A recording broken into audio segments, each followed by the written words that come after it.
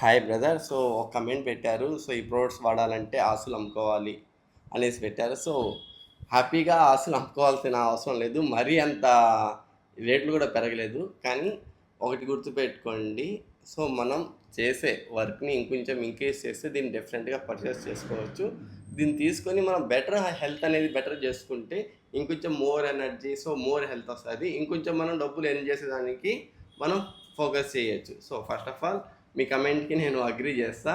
డెఫినెట్గా ఒకసారి మీరు దీన్ని రియలైజ్ అవ్వండి. ఓన్లీ హెర్బల్ లైఫ్ అనే ప్రోడక్ట్ కాదు, మీరు లైఫ్లో లైఫ్ స్టైల్ అనేది బెటర్ చేయాలంటే సో మోర్ దెన్ మీరు ఎక్స్పెన్సెస్కే వెళ్ళాలి.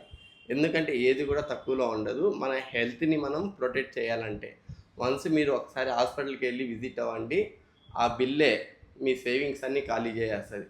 ఒకసారి ఎవరైనా మీ ఫ్రెండ్స్ ఫ్యామిలీలో ఎవరో ఒకరు ఉంటారు, వాళ్ళు ఒకసారి ఆ ఎక్స్పీరియన్స్ తీసుకోండి. ఓకేనా? సో అది బెస్టా?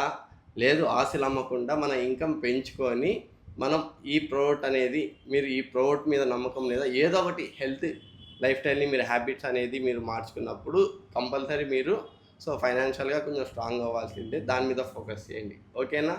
హోప్ మీకు అర్థమైంది అనుకుంటాను.